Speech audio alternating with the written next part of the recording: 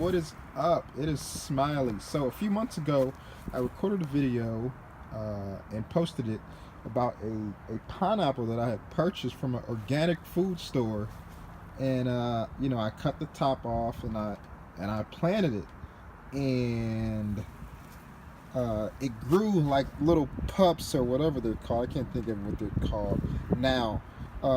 It grew these six, and it's been a few months, like I said, and this is how they are doing. This is so amazing to me.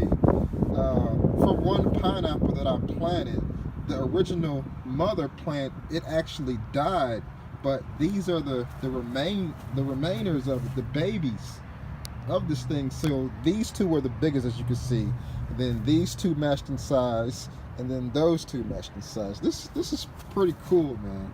This is really cool. I'm just so stoked and excited about this that I'm gonna be having some pineapples pretty soon. Not soon, but eventually they're gonna shoot up. This is really nice. They all seem like they're doing pretty good. All I do is water them. I recently repotted them because I originally had these two inside of here, and those two there and those two there, they were inside of that.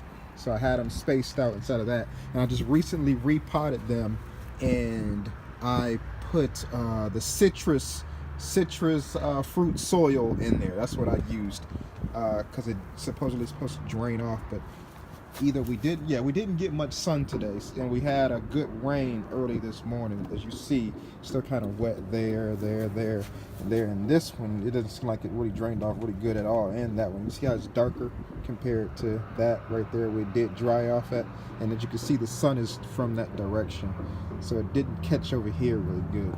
Probably if I put it out there, that'll help. Yeah, this is exciting. If anybody have any advice that can help me out with this issue, as far as, do I need to fertilize these things or anything else I can do to make sure that I have some good pineapples? Other than that, all I've been doing is just adding water to them. That's it. Yeah, let me know. Thanks for watching.